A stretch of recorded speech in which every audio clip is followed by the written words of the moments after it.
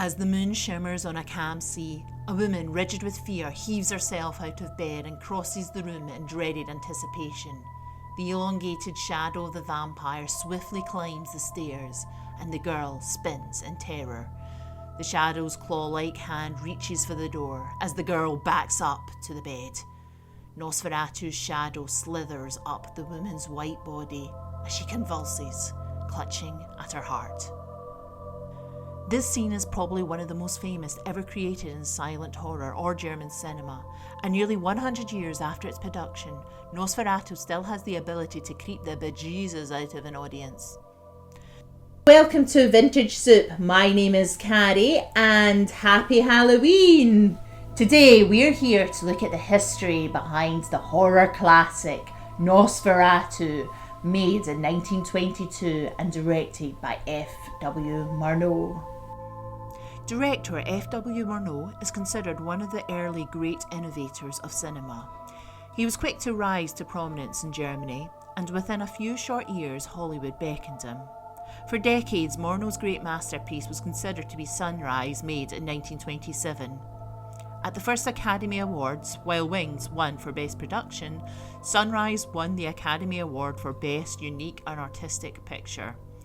This is the only time this award was handed out, but Sunrise was considered a beautifully unique film. Sight and Sound considered Sunrise to be the greatest film of all time until Citizen Kane knocked it off the top spot in the 1950s. Despite the enduring admiration for Sunrise, most modern audiences associate Murnau with Nosferatu, the earliest adaptation of Bram Stoker's Dracula. Of course, this nearly wasn't the case, as Stoker's widow Florence tried to sue the production because they failed to obtain permission to adapt Dracula. There is often a lot of boo hissing from the Nosferatu fanbase when discussing Florence Stoker. A relative said of her marriage to Bram that Florence was a remote sort of person, cursed by her great beauty and her need to maintain it, and that her husband tended to retreat from her into a world of his own. Stoker was a workaholic, dedicated to his role as manager of the Lyceum Theatre, and was at the beck and call of his boss and superstar actor Henry Irving. On the rare occasions Stoker was away from the theatre, he tended to leave Florence alone, even on holiday. It was said that when Stoker died in 1912, he was overworked. In the last year of his life, he was certainly financially struggling. While it was never out of print, Dracula was not exactly a bestseller at home, never mind on the international market. So, her outrage regarding Nosferatu is perfectly understandable, though in 1922 she was represented by the Society of Authors, who, to be honest, couldn't give a monkeys about the film one way or the other, which is why the legal proceedings rambled on for years. When she couldn't get money from the by then defunct Prana Film Studio, she managed to get a judge to order that every copy of the film be destroyed. By this point, the film had been distributed around Europe for 3 years, so this wasn't exactly the easiest of tasks, and naturally a few prints survived, including the one that premiered in New York in 1929. Somewhat ironically, it was the film adaptations, including Nosferatu, that helped to sell the novel and turn it into the literary classic it is today. Nosferatu deviates from Dracula on a few points, most notably the central characters have different names. Count Orlok stands in for Dracula, Hutter for Harker, Ellen for Mia, etc. Some film historians believe that this was a simple, not altogether successful way to disguise the fact that the film was creating an unauthorized adaptation. However, as the film's original 1922 credits openly states that the film was based on the novel Dracula by Bram Stoker, this doesn't make much sense. While Nosferatu follows the same plot and beat as Stoker's novel, it is aesthetically German. To hammer home this point, when Nosferatu premiered at the Berlin Zoological Society on the 4th of March 1922, the guests were instructed to dress in traditional Biedermeier costume in keeping with the fashion of the film. Nosferatu was designed to speak to a 1922 German audience, inasmuch as the novel of Dracula was designed to speak to the British Victorian reader. The film is set in 1838, 6 decades before the novel. The fictional plague, which is only in Nosferatu, not in the book, would also have been of specific significance to a 1922 audience, as only 4 years previously the influenza pandemic had circulated the planet, creating one of the most deadly epidemics in human history. Between the deaths from influenza and the 2 million German dead from World War I, the stream of coffins that progressed through Viborg would have spoken volumes to the average German. There's also an argument that gained credence post-World War II that insinuates Nosferatu as a cautionary xenophobic tale, warning the good German of the outsider. This isn't really surprising considering that nationalism was on the rise. Only a year previously, the Kapp Putsch briefly succeeded in running the Weimar government out of Berlin, and in the next year Hitler would gain notoriety from the Munich beer hall putsch. 3 months after Nosferatu premiered, Walter Rathenau, the Weimar government's foreign secretary, was assassinated by a right-wing group. Count Orlok is arguably an embodiment of the other, the unknown. The broken German populace didn't trust foreigners, especially if they were from the East, where Bolshevism had arisen. However, any anti-Semitic or ethnocentric readings that come from Nosferatu can arguably stem from the Stoker novel. Let's face it, 1890s Britain was hardly a microcosm of racial or religious tolerance. Towards the end of the novel, it feels more like an adventure with a group of upstanding gentlemen defending their women from a threat to the East. The setting of 1838 also meant that the film was set in the period of German Romanticism, what historians call the Biedermeier period, which ultimately means the Victorian modernity, which heavily featured in Stoker's novel, is totally absent from this film. This was very much the norm for Weimar cinema. Fantasy-scapes and a romantic past dominated their screens.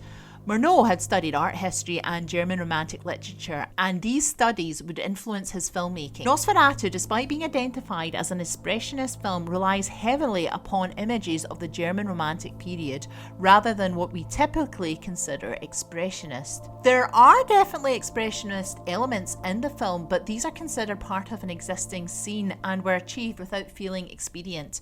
The creepy imagery from the film was achieved from genuinely creepy locations without having to rely on trickery or interesting camera angles.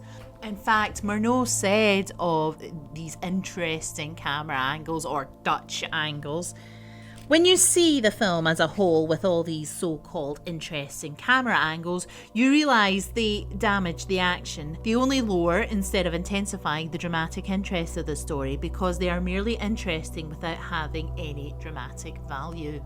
Unlike most German films of the period where a film could be controlled and easily manipulated in a studio, Nosferatu had several exterior and on-location shots. Many of the shots are based on historical art references, specifically the work of Caspar David Friedrich, Karl Spitzweg, and even Rembrandt. Also, by setting the film in 1838, tapped into the romantic literature of the Biedermeier period. Germany had a long tradition of fairy tales which incorporated the concept of the unheimlich, or the uncanny. The setting of Nosferatu coincides with the works of Brothers Grimm and E.T.A. Hoffmann, whose beloved tales dealt with witches, ghouls, and their intent on doing harm. Who knew what was lurking in the dark German forests? Appearances can deceive. We can mistake the familiar for the unfamiliar. This foreboding struck a nerve with a post-World War I German audience still uncertain as to what their futures held.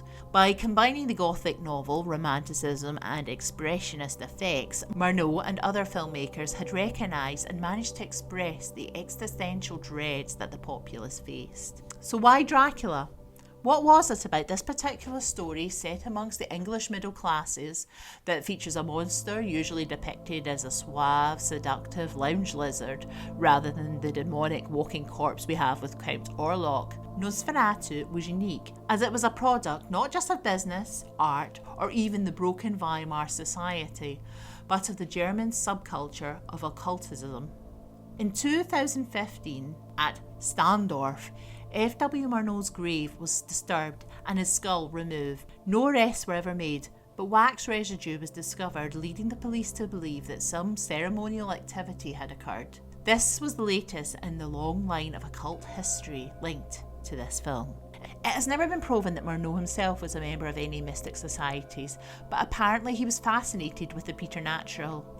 As a child, he had been enthralled by the tales told by his older brother of how two distant female relatives had been burnt at the stake for witchcraft in 1650. While serving in the Luftwaffe in 1917, Murnau was remembered for entertaining his fellow troops by sitting in front of the fire telling old German ghost stories. At this point, Murnau had already trained to be an actor under Max Reinhardt, befriending Conrad Veidt and working alongside an older, strange-looking actor called Max Schreck. But the war would change the direction of Murnau's career. By 1921, Murnau had already made 8 films when Alban Grau recruited him for Nosferatu. Alban Grau is credited as set and costume designer, but in reality was the producer and the individual that most wanted to bring Bram Stoker's novel to the screen. In January 1921, Grau founded Prana Films, a company that they formed purely to produce films that dealt with the supernatural.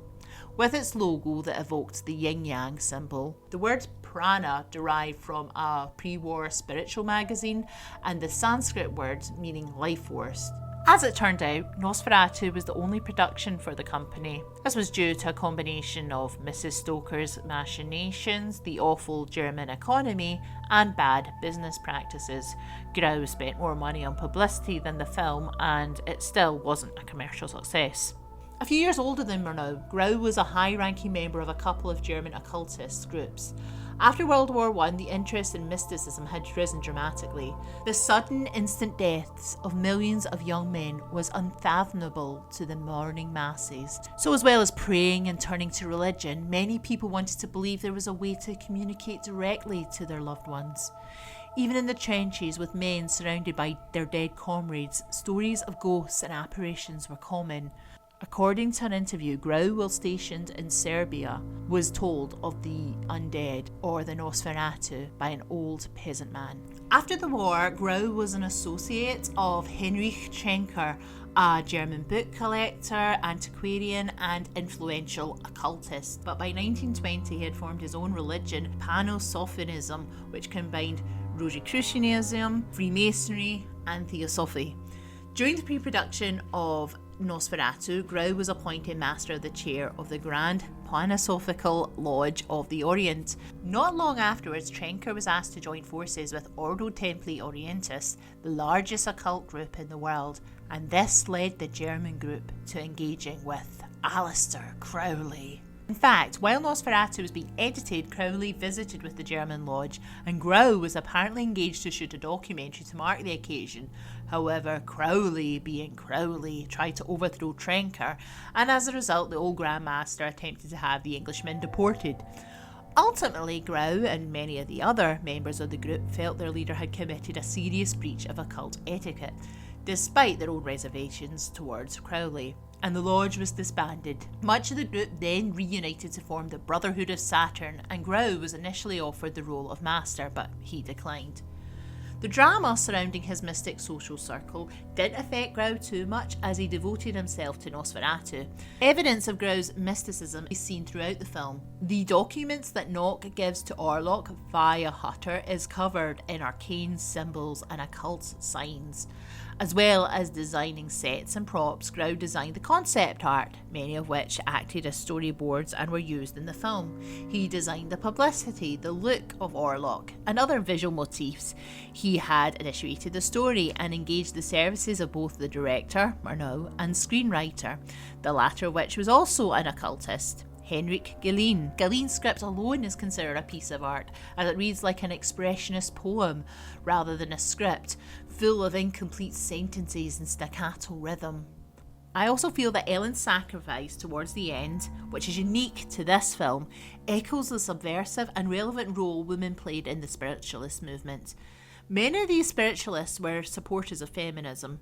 While Ellen is almost insanely virtuous, possibly still a virgin despite being married, she's a child of nature that hates the destruction of flowers and almost moulds herself into the landscape. It is she, not Hutter, not a Van Helsing type, that understands the intentions of Orlok. And without discussing it of her dopey husband, she heroically sacrifices herself. Nature was also important to the crew. They shot on location, with only a few interiors being shot in the studio in Berlin. Now this had its problems, specifically when we have night scenes and we have to rely on copies of the film that feature tints to understand that Orlok is creeping about Weisberg at night and not wandering around looking for McDonald's at lunchtime.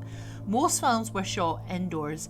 A night effect could have been achieved. Fritz Lang's Dr. Mabuse, produced and released at the same time, successfully created night scenes mainly because it was filmed in a studio. However, they chose to shoot Nosferatu mostly outdoors in the summer of 1921, and this was partially due to Murnau's pastoral nostalgia for nature and the countryside and his desire to pay tribute to the romantic landscapes and art.